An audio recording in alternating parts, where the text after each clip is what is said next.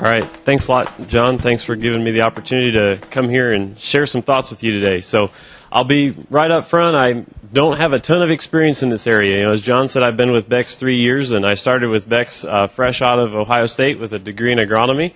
And so there's a lot of you in the room who have worked with this a lot longer than I have, but thought that I could maybe share some things with you today, some things I've learned over the last 3 years, that we've made a lot of mistakes in some of the things we've been trying, and you learn from your mistakes. And so hopefully for those of you who are going to be trying to work with some on-farm studies, you can learn from some of the mistakes we've made and do even better. So before I dive into a little bit of a background on me, is I grew up in Waterville, Ohio, about an hour north of here, just west of Toledo, on a family farm there, and fell in love with farming and agronomy, and so pursued agronomy at Ohio State. And while I was in college, about 6 years ago, I finally talked my dad into getting a yield monitor for our combine, and so we got that and got started, and that's been a project of mine that I've really enjoyed being a part of. It's how I got interested in precision ag, and I was really blessed with the opportunity to be able to come work for Beck's, doing what I enjoy and helping farmers be successful utilizing precision ag in their operations. So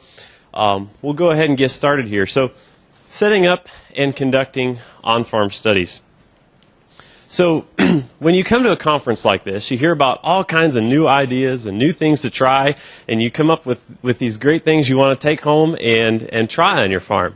And you start thinking of all these different tests that you want to run, and if you're like me, pretty soon, in order to do all the tests that you want to, your farm's going to have to look like this. All kinds of research plots out there. I've been accused several times by my dad of trying to run a research farm on our operation. But all these plans sound great right now, and it's, well, it hasn't been a cold winter, but here in the wintertime, everything sounds great because we're sitting in our shops or our offices dreaming up these ideas. But when it comes time that the planter rolls, pretty soon you start to notice that one of your row units is not singulating correctly, and you're trying to figure out your problem there. Your load of starter fertilizer is getting to the field late. There's rain coming in the forecast, and you're trying to decide whether or not I need to be planting or should I just quit because I could end up with a crust. Then you get a call from your sprayer operator that he's having trouble with some nozzles, and oh, your phone just gave you an alert that corn's up 10 cents today. Do I need to think about selling? What's the price been lately? So then you finally climb in your tractor to plant corn, and you get started and you think, wait a second, weren't we going to do some kind of population study in this field? Oh, heck, I'm not going to worry about it now and just drive. We've all been there. These tests sound great now, but when it comes to crunch time, the last thing you want to be thinking about doing is trying to do a study. You want to go out and plant corn. Same time in harvest. We've all seen this view from the combine before, spending an evening shelling corn. There's rain on the radar coming in. This is the last field you have within 5 miles, and you've got a study here, but you're not going to drag the way wagon out because you want to get it done before the rain comes. You're not going to wait to the next day because then it could rain, and you're going to have to come back 5 miles to get a couple acres in this one field. And so the really neat thing that precision ag technology allows us to do is even though we deal with these realities, we can use technology to help to minimize the inconvenience that we have in the field so that we can be focused on farming, focused on getting the corn planted, getting harvest done, whatever it is that we're doing, yet still collect some data and learn from our research because the technology can do most of the research for us. And so I want to share with you today some strategies of how to use the technology that a lot of you probably already have in your cabs to help you do research and make it less of a painful experience and keep you doing what you do best, and that's farming. So I'm going to talk about test blocks, test strips, and some of the differences between the two. We're going to cover variety mapping and some creative ways to use variety mapping to get you some good information, and then wrap up with some examples of these that we've done in some of the on-farm research we've done with Beck's, and then some of the results that we've learned from those. So we'll dive right in and start off with test blocks. So what you can see here, if you got good eyes, is that you can see this is an aerial picture. This picture is actually planted with a multi-hybrid planter. I'm not here to talk about multi-hybrid planting today, but it does make for a neat example of a very visual example of what test blocks look like. So basically, it's where you go out and you set an area of the field and you set some blocks out there, and in each of those blocks, you're going to try something different. And so in the example that I'm going to walk you through here, we're going to look at a population study. And so each of those 4 blocks out there, I've got 4 different populations, 26, 30, 34, and 38. So for those of you who were just here for Dr. McGrath's session just a minute ago, he talked about testing wide ranges and replicating that. And that's something that is really important when you're doing test blocks, is that you are testing a wide range of populations.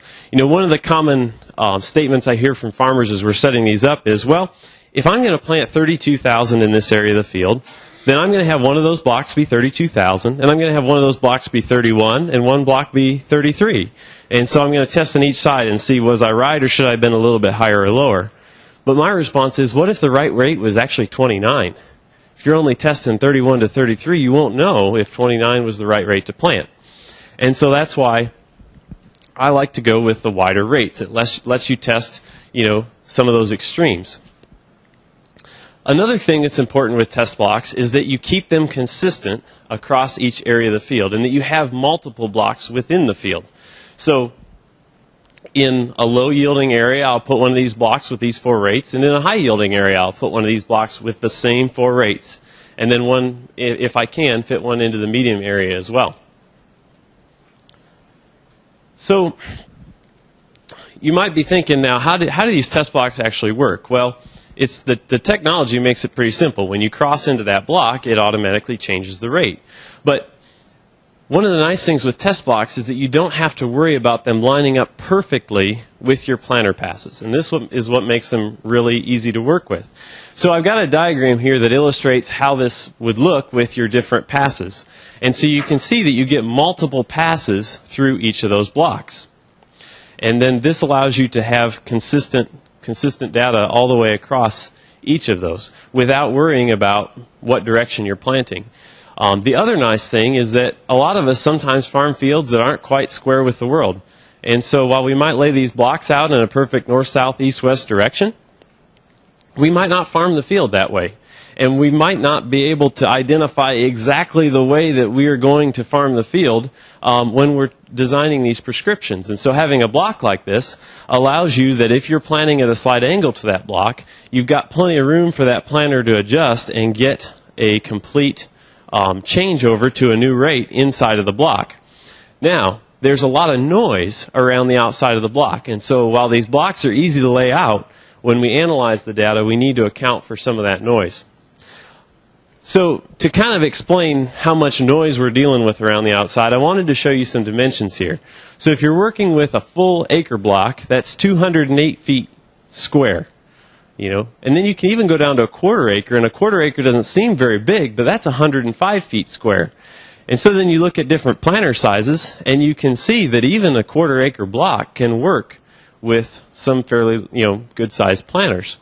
The other thing to remember is that just because the tool that you're towing behind you plants 24 rows of corn at one time, it might not truly be a 24-row planter or a 16-row planter.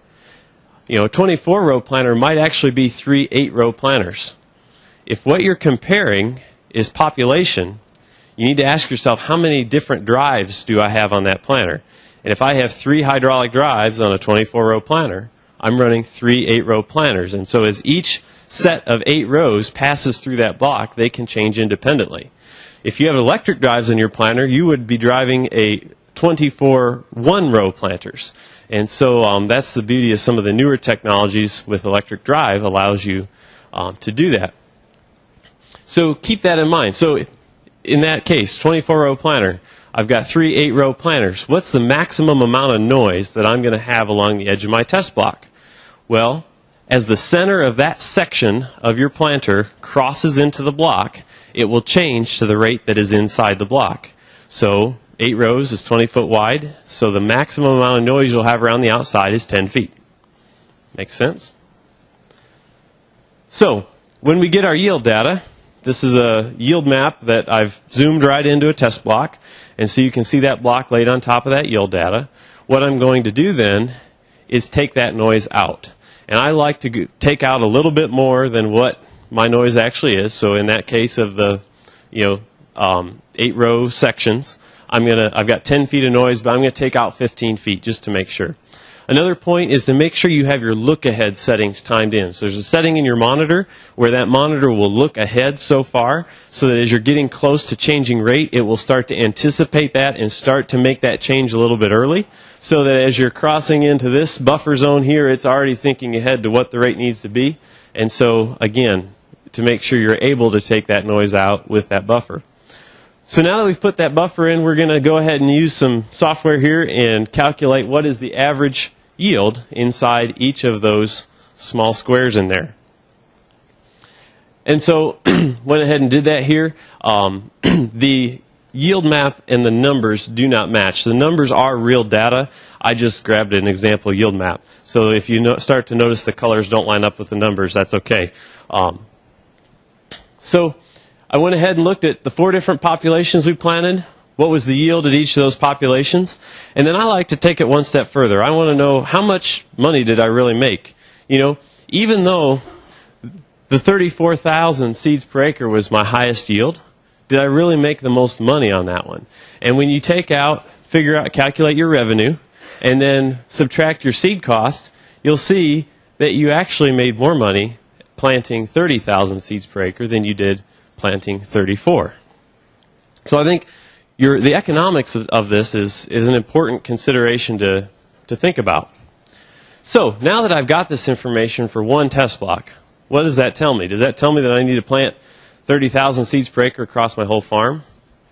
No, it tells me that this test block in this field, in this year, this scenario, that was the most economical rate. But it doesn't mean that that's what I need to do across the whole farm. So it's important when you're doing test blocks to do a lot of them. So one thing that I can do is when I start to look at these test blocks is I want to understand, okay, I've got those 4 rates. Where does my optimum fall? You know, I have 4,000 seeds per acre ranges there. You know, maybe my optimum falls in between those. So I can take that data and I can put these response curves to it. And so you can see I charted this here. So those numbers you were just looking at is the yellow line here. So that's a medium zone in a field. And then I had a test block in a high zone and a test block in a low zone. I charted them out using a graph in Excel. And I can look at where's the maximum point of those curves and get a relative idea of what my optimum populations are. You can do the math and go right down to the exact seed per acre, but you got to remember, again, this is one area in one field in 1 year. So it's not definitive, but it can give you an idea of how things change across different areas of the field. But another thing to think about is you've got to look at these numbers and you need to, look at these blocks and can I really use this data? You know, this is real data I'm showing you here. I hand-picked this one because the chart looked really nice and it's easy to explain what's going on. But a lot of these test blocks that we run, you don't get charts that look like this. Sometimes you get dots that are way out of whack. And when that happens, you need to go back to that test block and really look at it carefully and look at that yield map and say, is there an outside factor influencing this? And so, for example, maybe I had a test block that I put a little bit too close to a waterway. And then we had a big gully washer rain that came through, and it wiped out part of a corner of one of those test blocks. Well, it only affected that one block. It's not the fault of the rate that we planted there. It's the fault of that outside event. And so it's important that you as a farmer sit down, or if you're a consultant working with farmers, you sit down with the farmer and go over each one of these and make sure that that data truly represents what you're trying to test here. So, to move on, to kind of summarize test blocks here. So the advantages of test blocks is they're really easy to lay out and apply. You don't have to worry about where your passes are going to be. You can just put them out there in the middle of a field as long as you do your best to find a consistent zone so you have the least chance of having an outside factor influence it. You can place them out there pretty easily. Again, don't have to line up with your equipment. And it makes for easy data collection. When you go to harvest, you don't have to worry about where those blocks are. You just shell your corn, and then that yield data, as long as you have a well-calibrated yield monitor, that yield data will go ahead and tell you how each of those blocks performed. What are the disadvantages, though? They need to be placed in consistent areas of the field so that you minimize the chance of those outside factors. To give you an idea of how big of a impact that can have. We did a study on corn populations that I'm going to show you the results for in a little bit across the state of Ohio.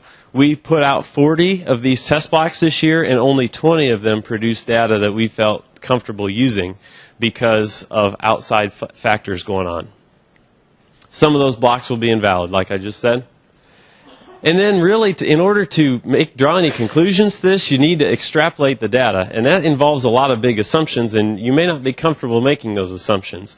Where if I'm saying that I'm placing this block in this zone, and while I'm trying my best to pick a consistent area that represents that whole zone of the field, I'm still taking data that only applies to maybe that 1 acre of 4 quarter-acre blocks and trying to draw conclusions on that entire zone based on that. So you are extrapolating.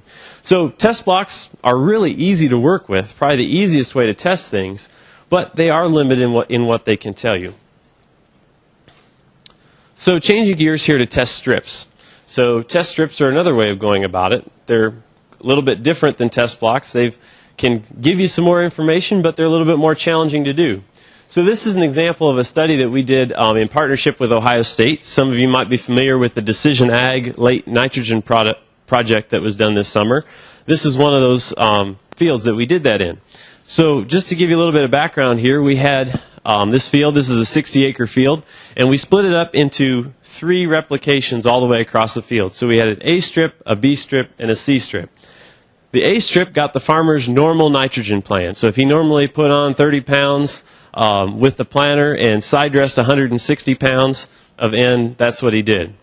The B strip, we still put the same amount of nitrogen out, but we divided up that side dress application. And so maybe we only side dressed 80 pounds, and then we would come back late season with another 80 pounds. But we just did a straight rate. The C strip, we did 30 pounds with the planter, 80 pounds with side dress, or whatever the farmer chose to do. And then we came back late with a late season application with a high rig sprayer, but we variable rated the application based on some imagery and soil testing that we did. So it's kind of a systems approach. And strips work really well for this because it allows you to measure how does this practice perform across all the variability of the field. You know, while a test block we're trying to just choose an area that represents a certain area of the field with certain soil types and certain conditions, strips, we're trying to capture what is all the variability and how does that impact what we're testing. So this is a prescription that we made for the farmer when he went out to side dress. So you can see the A strips in blue are getting a higher rate than the red, the B and the C strips. The farmer, he just had to go out and drive his side dress bar just like he always did, and the rates changed automatically. That's how the technology can make it easy for you. The catch here is we had to make sure that we lined up with his passes. Now, because all of our operations were after planting, that gets pretty easy because all I had to do is when the farmer got done planting this field, I got his as-applied data. So I knew exactly where each of his passes were, and so I could go ahead and draw these strips following his exact corn rows. So all he had to do was get on the right rows and drive, and he knew he'd be in the right spot. If you're trying to do strips when you're planting, it gets a little bit more difficult because then you got to start making sure that your planter lines up with your test strips. And unless if you've got RTK, that can be tough to know exactly where you're going.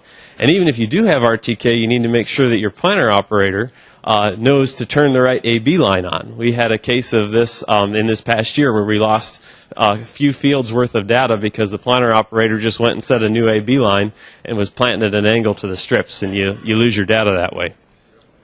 Yeah.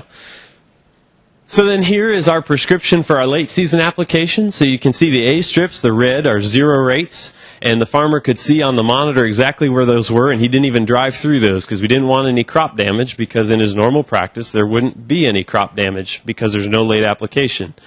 Then the B and the C strips, the B is the solid blue because it's a straight rate, and the C strips are where you can see those different variable rate zones. So again, we're kind of testing the whole system and what are our results. And I'll share those results with you here at the end.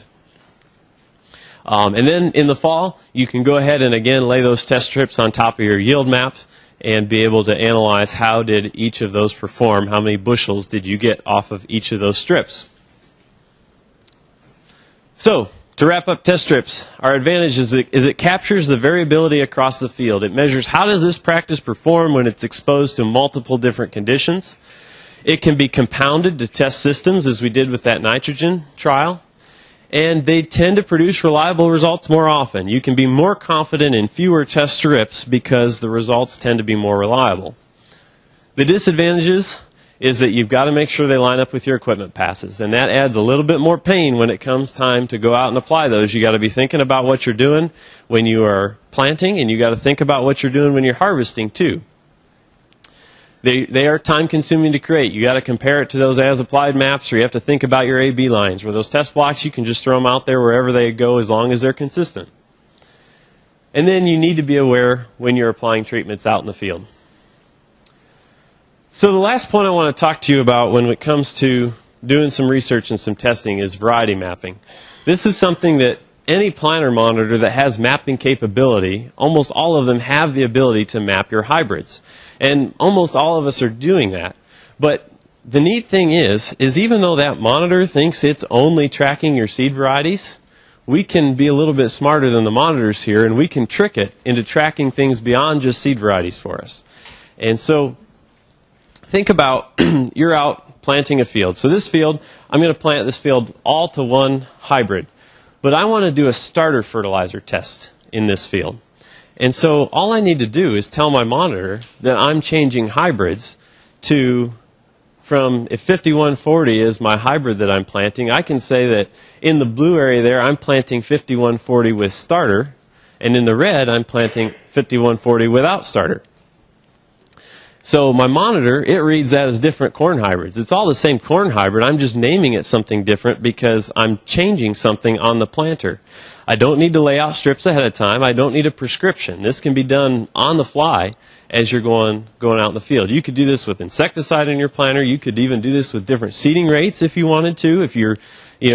So there's lots of different ways you can use this just by changing that hybrid name. And then there's a lot of softwares out there that will let you go out and scout by hybrid. So our tool that we have at Beck's Farm Server, it allows you to look at those hybrid maps and go out and scout and walk there in season. But FieldView does the same thing. John Deere does the same thing. There's so many different apps out there that you can use these hybrid maps to go out and look at the field and see if you observe any differences in the season. The other thing is most softwares make it really easy to just make a yield by hybrid report. And if you don't have to manipulate any other data, just printing that report is one of the simplest things that you can do in a lot of software tools. And so you'll notice that I separated out just plain 5140 and 5140 with starter. Now I put my starter fertilizer on all of that yellow area in the field. But when I'm actually analyzing my results, I don't care about what happened in the yellow area. I care about what happened in the red and the blue because that's more of a fair comparison. It's the yes or no question that Dr. McGrath was talking about a little bit earlier here. And so by naming them, putting different names there, instead of just saying that, well, all the yellow got starter, all the yellow and the blue got starter, I can separate out and only look at those passes when I run that yield by hybrid report. So I know it's truly a fair comparison, and I'm not just comparing the no starter to the whole rest of the field that got it. So that's just some tricks that I've learned there with hybrids, but be creative with that. You know, there are so many different things that you can look at when it comes to just changing these hybrid names as you're going through the field planting. And it makes it really easy data analysis. Another thing, you're out spraying, you can change your product name in your sprayer monitor. If you're going to be leaving test strips on a fungicide, you can change your product to no fungicide or to different names of different types of fungicide. Maybe you're testing Headline versus Stratego, so you can do every other pass with Headline and then go back with Stratego every other pass. Change those product names, and you can map that here. The other neat thing is most yield monitors have variety tracking features, so you can then load these variety maps into your yield monitor so that as you are harvesting, it tells you exactly which variety you're harvesting. And again, variety may not be what's changing, but these other practices that you can map as varieties are. So that wraps up some of the strategies, and so I just want to briefly go over some of these results. You know, this isn't meant to be a big agronomic discussion. My purpose here is to show you how to set up these research studies, but I figured you might be interested in seeing some of these. So this is a result of that late end application. I want to point out this is 1 year one site, one field, and 4 replications. So this isn't anything that to take home and change everything based on this data, but I thought it'd be interesting to share with you. This was done in Delaware, Ohio this year, where they were blessed with about normal rainfall. So to just kind of give you that background. So you can see we compared everything back to those A strips, which is the farmer's normal program, and the B strip, splitting our application, gained us a little over $7 an acre by doing that. And that takes into consideration $12 an acre for that extra sprayer pass. So, keep that in mind. And then the C strip, we actually had a little bit less of a response there to the variable rate. So this year the variable rate didn't pan out quite so well, and overall these results are pretty modest. But, I think it's worth continuing to test another year, because a lot of these things, it depends on the year as to what your advantages are going to be. So continuing on, those test block studies that I talked about with the variable rate corn planting. So we had 40 of those test blocks out this year. We ended up, and after reviewing them with the farmers, we threw half of them out because we didn't feel confident in the data they were giving us. And so I went ahead and charted these. And so I compared the optimum planting rate, calculated by those curves that I showed you, to the yield of the zone that that test block was placed in. And so we've all know that the rule of thumb is that if you're doing variable rate corn planting, you need to be increasing your population as your yield potential increases. And that's what we saw here. And so again, this is only 1 year. It's 12 different fields across the state with 20 different test blocks. But wanted to show you that, while this isn't definitive proof that variable rate works, it's at least promising, and we're going to continue to test it for more years. One of the things that I've noticed in a lot of the farmers I work with is they're doing variable rate seeding without any kind of testing whatsoever to see if what they're doing is the right thing. And so using test blocks like this can at least help you know, are you on the right track? An interesting thing I wanted to show here too is I compared what the farmer planted to what the optimum came out to. So the black dots there are the populations that were planted, that the farmer chose to plant in the zones. And you can see that on average the farmers were, I'm sorry, not black, gray dots there. But you can see that the farmer on average was not varying the populations enough to meet the optimum and was planting a little bit on the high side. Now, part of that could be because of the dry year we had, so we're going to continue to test these things in the future. Another thing I wanted to look at was I noticed that of those 20 sites that we ended up with that we had valid data, 9 of those were all the same hybrid. And so I wanted to break this out by hybrid and see, do we see the same thing if we just look at that one hybrid? We did see similar results, that it responds to increasing population as your yield potential increases. But another thing I wanted to look at is I wanted to see how did we do at making recommendations to farmers.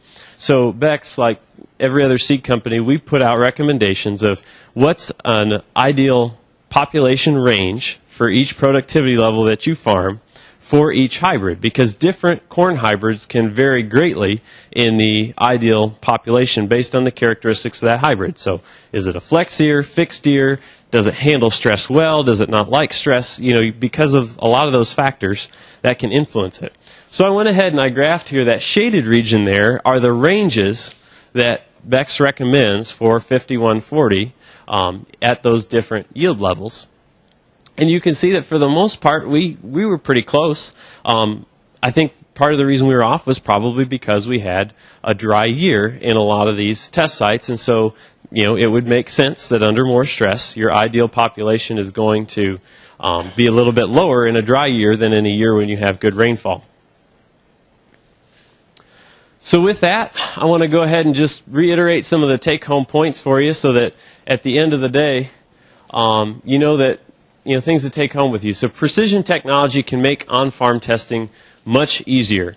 You don't necessarily have to worry about flagging your tests or trying to remember where things are at or having a way wagon. This technology can help you do basic research that gives you at least an idea of whether or not you're doing the right thing, and do it by minimizing the amount of time that it takes you while you are out in the field trying to get things done. Test blocks and strips built into prescriptions can allow for the execution of that prescription and the data collection to be much more automated than what we were ever able to do in the past without this technology. And finally, be creative in how you use variety mapping to help you record those on-the-spot tests, the things that you're trying out while you're out there in the field and you decide you want to test things right there. You've got that great mapping tool in your tractor already. Put that to use.